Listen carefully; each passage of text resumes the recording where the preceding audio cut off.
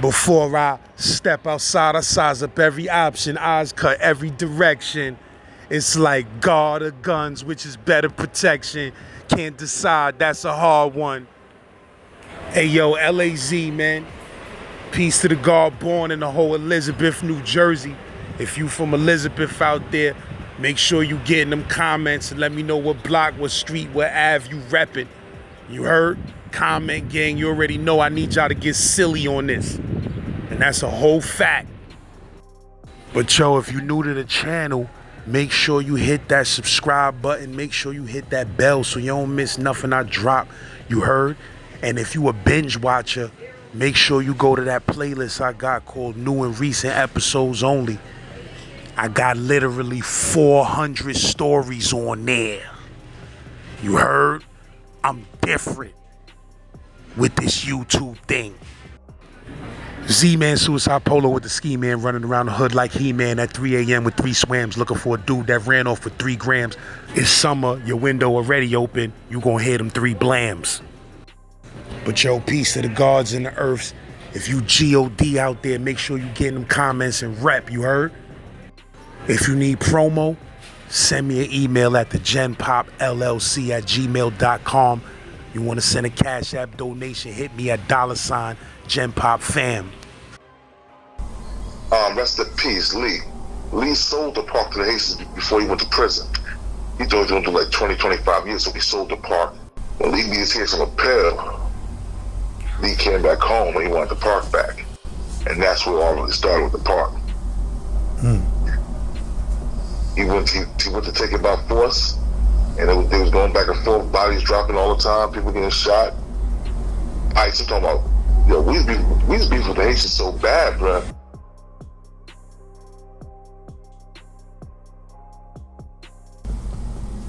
Allah Paradise is the first place that Father Allah took knowledge to, you know what I'm saying, and started branching off to. But with other gods that came from New York, around the same time, they was living in like North, Elizabeth, Rahway, things of that nature. So, Allah Paradise is Allah's paradise, but Jersey got a strong history with the gods, bruh. What part? You said you from Elizabeth, right? I'm from Elizabeth, Troy D. Elizabeth, E4 Posse, Eastwick. You know, we had a few names, you know what I mean? But, yeah, I'm born and bred in Elizabeth, man. I'm 47, so I was there when it first started popping off in the mid to late 80s, you know what I mean? You seeing this shit, bruh. It's like a culture shock. How was it? When was the first time you started really noticing the culture hitting your hood? Yo, all right, my father, he was a minister under Malcolm X and Father Allah, Temple number 7 and Temple 25 in Newark. And I think it was Temple 15 in Philly, you know what I'm saying? So, while all that was going on, you know what I'm saying, when the beef was going on with the nation, the infighting and shit, after Malcolm X got assassinated, my father decided, not right away, he stayed for a while until he see what was going on. He decided he wanted me to be a part of Bob's Nation once he had me, you know what I'm saying? He was like, nah, I don't want you to be a part of the Nation of Islam. We're going to do the Five Percent Nation. And he gave me his original lessons. He taught me. We built it from that. But when I first really started seeing the change, I was living uptown Elizabeth on Bond and Henry, right before the Highway 109. Like, that was 13A, off 13A, you know what I mean? And I was living it was a good neighborhood. While I lived, it was a great neighborhood until houses started getting sold. I had to end up in the projects, Pioneer Homes. That was downtown Elizabeth. And that's where you really seeing like the whole culture shock. Everything switched. You know what I'm saying? It was many guys downtown at the time, but yo, what I'm talking about, you see a culture shock. I know you probably heard of E4 Posse, bro. But to see it and watch it develop in front of your eyes as a kid, that was some crazy shit, man. Real talk. I remember the first. I didn't even know what drugs was until I moved to the projects, bro. How they projects is though? It was a bunch of buildings. How it was set up? All right. There's a bunch. It was like I said, they knocked the projects down now, but it was like 1, 2. The project was like 3 blocks long on one side of the street, and then the other project was McLaurin Manor on the other side of the street was like the same length. They're all townhomes now though, but it was like 3 blocks long, 3 blocks wide, 3 floors, 3-foot timber buildings. And each court, we had courts. Each court had 1, 2, 3, 4. Had about, each court had about, I said about 20 buildings in each court. They were just 3 feet. They were just 3 stories tall though, and it was like 1, 2, 3. It was 6 courts in the projects with 20 buildings, 24 buildings each, 3 stories high, and it was like mad exits. Like you could exit off of First Street side, Pine Street side, Second Street side, Magnolia Street side. It was like 2 exits on First, 2 exits on Second, 1 on Pine and 1 on Magnolia. So at the time, when the police was running in there, you could dip on them. They can't catch you. As time started going on, the money started coming crazy. This was after Eco Posse got caught. They built these big ass black gates to circle the whole projects. So the only way you can get out was through the parking lot. But the guys, as we were hustling out there, we learned how to hop them gates. As they was building them, we already knew how to hop them. We hopped them shits as tall as hell, big black gates with the points on the top. Yeah. Yeah, we was learning how to hop them. We run, hit the wall, pull ourselves over, and just jump over the gate. So we were still the dust of the police. E4 Posse, that was Bilal Pretlow, Sean Hartwell, the twins, Carnell Wendell, who else? Who was Jabbo, Sincere, this cat named Lover J, Mutai Sessoms. You know what I'm saying? Rest in peace, Mutai Sessoms. Mutai Sessoms, allegedly, well, I never seen the paperwork, but allegedly he was the one that brought the whole thing down. And they all was from that one project? All from Elizabeth, all from that one project. But you understand, Elizabeth, downtown Elizabeth, that's where the McLaurin Manor upon their homes was. But we still was connected to people from Midtown, which is South Park Street. We still connected to people from Uptown, which is Jefferson Park, P.S. Manors. You know what I mean? Florida Street, East Grand. You know what I'm saying? Everything was a connection. Elizabeth is one town, but we all grew up together. We all went to the same high schools. We all went to the same middle schools. You know what I mean? So even though we had a big population, there was only one main high school. That's what everybody congregated at. Elizabeth High. Only one main high school in the whole city. All the other schools are Catholic schools, like St. Pat's, St. Mary's, things of that nature. We only got one high school, bro. Everybody connect to that one high school. So when the E4 Posse is popping off, we had the biggest drug market, one of the biggest drug markets in North New Jersey. And the whole E4 Posse was G.O.D.?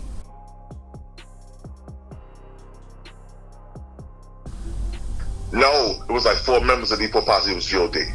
4, but I knew 4 for a fact it was G.O.D. But I knew a lot was Muslim, you know what I'm saying? The majority was Muslim. It was the G.O.Ds and Muslims. We didn't have no gangs or nothing back then. We just had like streets, like we had the Pioneer Homes, you know what I'm saying? They had their crew, Gloria Manor and their crew. It was a 3rd Street crew, but it's all combined in one because they was all buying and they worked for the same person, which was the E4 Posse, which was Bilal, you know what I'm saying? He made it to a point like this. He had it like, the only way you could move working Elizabeth is if you got it from him. And if you didn't get it from him, it was a problem. Because you got to think about it. He had Elizabeth, He had Roselle. He had Linden. He had parts of North on lock. He had Broadway on lock. Everybody, he had Plainfield on lock. Everybody was getting, the major work was getting from the E4 Posse, was getting from Bilal Predlo. Rest in peace. And what years was this, you said, like? This was like, I said between 86 and 89, 86, 90. That 86, 90, when crack first started really booming. And they started off selling weed. And they was killing with the weed. You know what I'm saying? And then they once that crack epidemic hit, it took a hold, man. It was like teenage millionaires all around Elizabeth, bruh. Everybody was talking about, like, I remember when they was talking about Al Porter, Rich Porter, and AZ. Bro, I'm gonna keep it real, bro. Where I was from, niggas in my hood was doing more than this. And when they came home, a lot. You know what I'm saying? They didn't come home broke. None of the E4 Posse niggas did. It was really in it. They all came home with something to show for it. And that's just from my eyesight. You know what I'm saying? What I see. A lot of them dudes, they did 15 to 20 plus years. Most of them did. Some just coming home now. From 88, 89, you know what I mean? So let me ask you, at those times, all of the guards that was in Elizabeth, they was united, or was they starting to beef amongst each other? Man, the guards always stay united. The guys always stay united. We'll go to Jefferson Park instead of have a show approval, we'll build, or we'll go to First Street up downtown and we'll build. We need a waterfront building. So the guys was always united because it was all about us. It wasn't a whole bunch of us like that, you know what I mean? It was a lot, but it wasn't heavy like it would be in like how you would say like Allah's Paradise had it, or a bunch of guys. Even Broadway had a bunch of guys. Broadway, New Jersey. Prison City had a bunch of guys, bro. It was like everybody in Broadway was God body. I'm telling you, yeah, that's how deep it was, bro. Plainfield had a bunch of guys. Elizabeth had a bunch of guys, but we all grew up together as family. So the beef when we beefing in Elizabeth, we wasn't really beefing with each other. The Black Americans was beefing with each other. We were more beefing with the Haitians and the Jamaican Shout Posse when they was out there. You know what I'm saying? We was beefing with niggas from New York. Is a lot of Haitians in Elizabeth? Oh man, I think when the Haitians came to New Jersey, I think they made their home in Elizabeth, bruh. We had the biggest population of Haitians in New Jersey at one time. Until they started getting money and started moving like to Roselle, London, you know what I'm saying, some in Irvington, but it was Irvington and Elizabeth had the biggest population of Haitians in New Jersey. And the Haitians was killers, bruh. So what happened? You was there when they first started moving in? Hell yeah. I was born and raised in Elizabeth, New Jersey, bruh. When they first started moving in, I was living uptown when they took hold of like certain parts of uptown Elizabeth. Like where Jefferson Park is, there was a big wall over that park between the Haitians and the Black Americans, you know what I'm saying? Over what park? Jefferson Park. What is like it's like a hood playground? It's like a park. It ain't even a playground, it's a park. Like a park that like it got like it's Mary Street on one side, it's Jefferson Ave, it's Anna Street, and what's the other street? Madison Ave. And the park is in between all that. People go there, have cookouts. We used to have rap concerts there. Big Daddy Kane used to come. We used to have the B-boy, the breakdancing, all that in the park before it got real reckless. So that's like a monumental spot in Elizabeth, New Jersey. Jefferson Park. So dudes ended up beefing over the park just because they was getting money out of it, or just to be hanging out there deep? No, getting money, bruh. That was $1 million park, bruh. $1 million park, easy, man.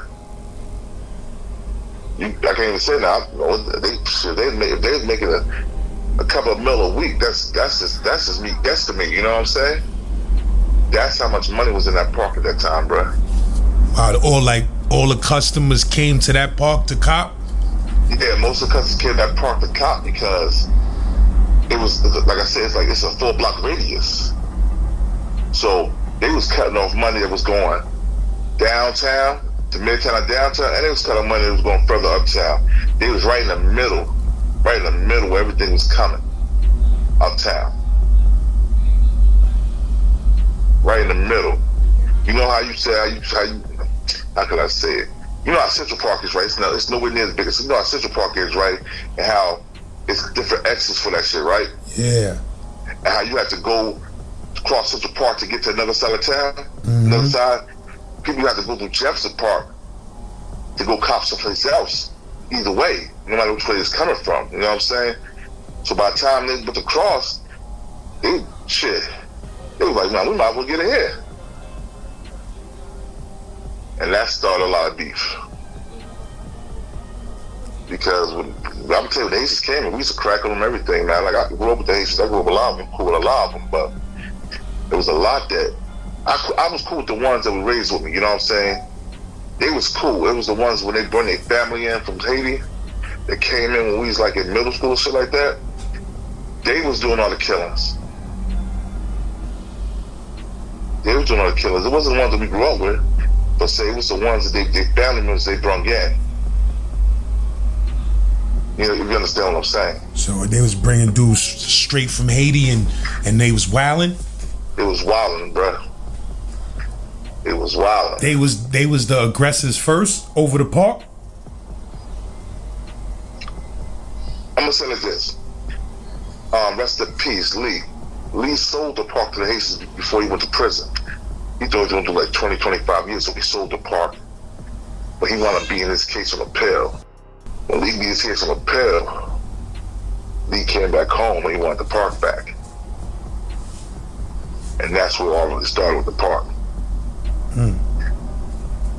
He went to take it by force, and they was going back and forth, bodies dropping all the time, people getting shot. I'm talking about, we was beefing with the Haitians so bad, bro. I'm talking about we're beefing in the middle of the high school yard. We got one of the biggest high schools, either the first or second biggest high school in the state of New Jersey. You understand what I'm saying? So it's everybody going to that one high school. So it was beef. What do you think the beef gonna take apart at? The beef gonna take off in high school. We all go to the same high school. When bodies was dropping, most of the people involved was teenagers, or most people involved with teenagers, bro. Teenagers from like 12 to 18, 12 to 20, bro. How old was the kid Lee when he went to jail and came back and all of that? Lee, when he went to jail, I'm gonna say when Lee went to jail, he was a juvenile when he went to jail. When he came back as an adult. I think he came back, he probably like 19, 20, something like that. Lee was still young at the time. So it was like 19, 20, something like around that age. Around that age, like 19, 20, he came back, he wanted his park back. You know what happens when stuff like that happen? It's gonna be mayhem. Because the Haitian guys, they already got adapted into getting all this money. Way more money was seen in Haiti, man.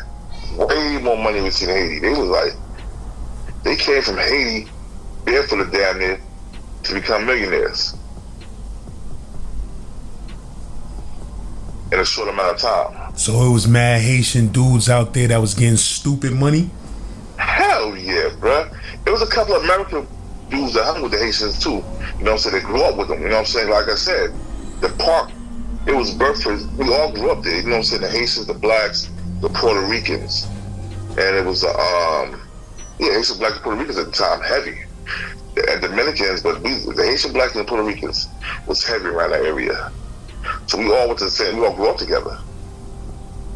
So some people still stayed, people that lived by the park, that was raised by the park, that was black American, that was Puerto Rican American, that was raised in that area, they was still cool. They was cool with the Haitians because they was around the Haitians every day.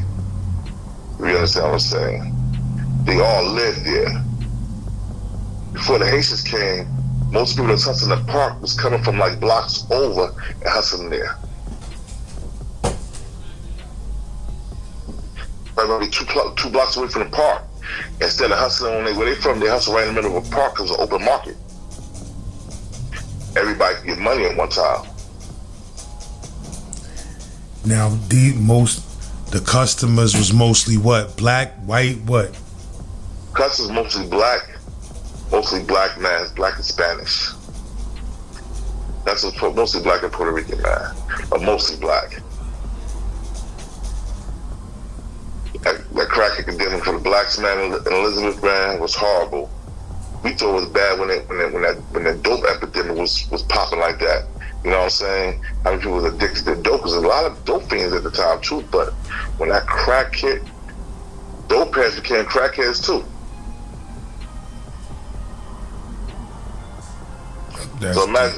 So imagine that, bro. You got two bad habits. One is a physical dependency, and one is a mental dependency. And I'm talking, man, it seemed like at first people was able to live, they was able to work and sniff dope and smoke crack, but then after a while, all that work got out the window. Motherfuckers started robbing, stealing, and killing just to get it. Breaking into houses, carjacking, stealing cars, just to get to them vials, man. So how long that beef between the Haitians and the American blacks lasted out there? Yo, man, I'm gonna say from early 90s to the mid 2000s, to about 02, 03. It had to be it's like a 10 to 15 year beef, bro. 10 to 15 years easy. So it was certain parts of the city the Haitians was in. You said they was they was mostly in a certain part of Elizabeth. Yeah, they're mostly in a certain part of Elizabeth. Yes. And y'all couldn't even go over there when it was on. Certain people could go over there, but really, if you went over there, it was on. If you wasn't Haitian, or you didn't grow up with the Haitian in that area. If you went over there to try to move anything or do anything, now you might go see a chick or something like that, and might skate out. If you go there try to make any money and make any moves in that park, it was on site, bro. Oh, so they held control of that park throughout for that whole 15 years? Basically, bro, yeah. Basically. But I'm gonna tell you something, but their main hitters, a lot of their main hitters was black Americans though, you know what I'm saying? A lot of their main hitters were black Americans. Oh, so it was Haitians that was running the shit, but it was regular black motherfuckers down with them? Yeah. It was one black nigga that me and him got cool. We moved from North to Elizabeth when we was in middle school, right? So me and him got real cool. We hung together, played ball together, things of that nature. And I got locked up. I got locked up at juvenile. I came back home. He was down with the Haitians.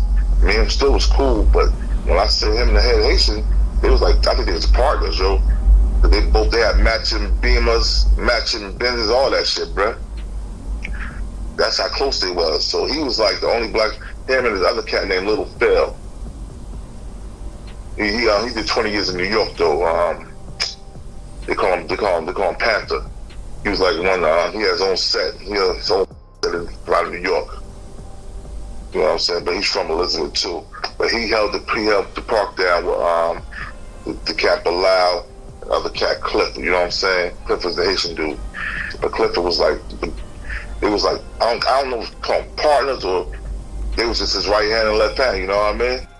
So when that shit was going on over that park, was that making the news in Elizabeth? Like in Jersey was? Oh yeah, hell yeah. Like was that public information that it was a war going on over that park? Yeah, it was public information. It was a war between the Haitians and black Americans. That was public information, bro. Anybody from New Jersey tell you, anybody from like Newark, Roselle, Linden, Jersey City, they'll tell you about that war, because that war was crazy, bro. The war was just fought on the streets. We was fighting in the streets, but it was also fought by the prison system. When Haitian niggas, when they got locked up, a lot of them was fool in prison. Which I go to? Essex County? No, Union County. Union County Correctional Facility. We had the old jail, we had the new jail. The new jail with the bars and all that shit. No central air, none of that shit. In the summertime, it's hot as a motherfucker. I'm talking about you walk around in boxers with no t-shirts on, no socks on, just flip-flops and boxers. That's how hot the old jail was. I was on the murder tier. I was in the R tier. They put me on the murder tier because I had when I got locked up in '94, it was like '95. They had me sitting in the county for like 3 years. So I got locked up. They revoked my bail and everything. So they had me in the R tier, the murder tier, right? And bruh, when I tell you, bruh, it was hot in that motherfucking tier, bruh. It was hot. They had me because we was beefing with the Latin Kings. I popped off on the Latin Kings and shit on 10B. That was 10B was a new jail, right across the street from the old jail. So one of the Latin Kings had hooked off with my man Eric over in Union County. You can talk to the broads to the toilet. The broads that's upstairs from you. Yeah. You empty the toilet out, and you can talk through the toilet to the broads upstairs. You know what I'm saying? And y'all smell each other's letters back and forth in the building, you know what I mean? So my man was talking, I guess he was talking to some chick that wanted to be in this like King's broad. But the chick was sending my man letters and all that shit. So one day, it was early in the morning, I just heard, pop, pop, pop. I just heard you scuffling. I heard scuffling by his cell, and he was right above me. So we ran upstairs, came up, the motherfucker was leaving the room, and looked at him, his eye was swollen shut. I'm like, yo, what happened, bruh? He's like, oh, motherfuckers, they jumped me down there over a bowl, bitch. I'm like, who? He's like, the Latin King motherfucker. When he said so that, he called it a bowl bitch? Bowl bitch, yeah. Bowl bitches. Yeah, that's how you talk to do the toilet bowl. Niggas kept, put it like this. Niggas kept their toilet so clean, bruh. You could put milks in it to keep them cold, bruh. Yeah, niggas used to do that. Niggas be doing that in New York too to keep that shit. Keep shit ice cold. It's cold, for facts, bruh. So, but they empty the whole toilet. They plunge it out with the toilet brush, clean it out, and all the water be gone. And you take like I say, they'll make one of them horns through papers and books, and put the horn in the toilet where the hole is, where water come out, and they'll talk through that, and they'll listen through that. So you said he told you, yo, nigga popped off for me on a bowl, bitch. Then what happened? When he said that, you know what I'm saying? He wanted him going to the hole, and the other two guys that jumped him, they wanted him going to the hole. But the other Lion King that was there, and he was Muslim. I'm God by it, but that's my man. Matter of fact, he went to school with my mother. You know what I'm saying? So after I was telling the niggas from my hood, I'm like, yo, check this out, bro. This is what we gotta do, bro. They were like, yo, Christmas visits are coming. I'm like, fuck Christmas. I don't celebrate no holidays, bro. Fuck Christmas. We gonna do that shit. We doing that shit tomorrow, yo. Whoever ain't with it, you might as well check yourself in now. Cause if you don't show up and show out, we gonna show up for wherever we see you in the jail, basically. So when it came time to happen, it was a breakfast. It was breakfast time. We popped the doors early morning breakfast. So when I came out the room, I seen all the Puerto Ricans, Latin King niggas at the end. They all standing there. You know how you sit down to eat, but they all standing up eating, like they got word that something's about to go down. So I ate my food, right? I'm like, you know what? I'm eating my food. I went in the room and packed my shit up because I'm like, I'm about to go to the hole. I know I'm about to go to the hole. I make sure all my shit is packed. Man, the first Lion King I said, I just hooked off on while you're standing there eating. I'm talking about, I was punishing, but before they could get to him, I already beat him. I had his face like hamburger meat. Before I get to him, I'm always dogging this dog. I'm dog walking this nigga. So they threw Jello on the floor. And people don't understand. When you throw that Jello on the floor, that Jello make it slippery. Especially if you're in the county, because you don't really have shoes like that. You got the Bobos and you got flip flops. Who threw the Jello? Hit the other Latin Kings? Yeah, other Latin Kings threw the Jello on the floor so you could slide around. And they had the shanks made out of the plastic spoons. So when I'm beating this nigga up, I gotta turn around and fight another nigga. It was my man Shoot B, little Shoot B from Elizabeth 2 downtown. Where I had moved to. He popped off for the next one. Boom, boom, boom. So it was like 4 black guys. Well, 3 black guys and 1 Puerto Rican going against 10 Latin Kings. And we put that working on them, you know what I'm saying? We did. And after that happened, you know, so we all went to the holes. That's when they sent me to the old jail. They sent me to the murder chair. Nobody ain't say nothing. Nobody got to say nothing. We sat in a hole for a couple of months, I think. And they said, well, I got out. I think I'm going back to the new jail. The motherfuckers sent me to the old jail, bruh. No heat, no air. And it was summertime then, so the only thing you have is a big fan in the corner that blew down all the cells. You have all the windows open. So if you talk to them CEOs, they come through, they shut all the windows, and they turn off that fan, and it was like you was in a fucking desert, bruh. Niggas didn't want to do nothing. They be doing that shit on purpose so that niggas don't pop off. Make that shit hot, make that shit super cold. Yeah. Be like, yo, I'm good, I ain't doing nothing. That's fast. That's real talk, bro. And I think about it. A lot of CEOs have caused a lot of shit that was going on there too, though. A lot of CEOs caused a lot of drama, bro. In Union County? Yeah. So what other parts of Jersey go to that jail? It's Elizabeth, it's Roselle, it's Linden, it's Hillside, it's Broadway, Plainfield, Westfield, Summit, Union,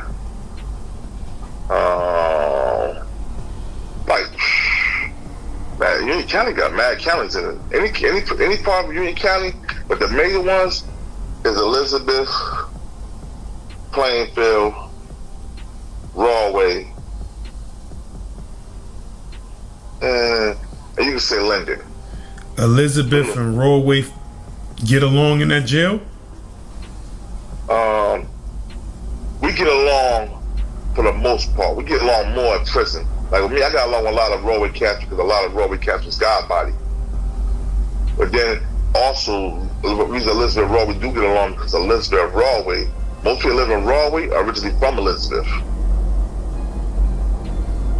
They built them projects in Broadway. They moved a lot of people from Elizabeth to the projects in Broadway. So there's a lot of family between Elizabeth and Broadway, and Linden, and Roselle. Now we at Union County, I make the beef in Elizabeth was Elizabeth Plainfield. In the can? In the can, yeah. The can. I'm talking about the county. Elizabeth Plainfield beef heavy. When we go down to prison, we stick together because we all from the same county. But in the Union County correctional facility, we popping off against Plainfield niggas on a regular. It be going down. Real talk, it goes down.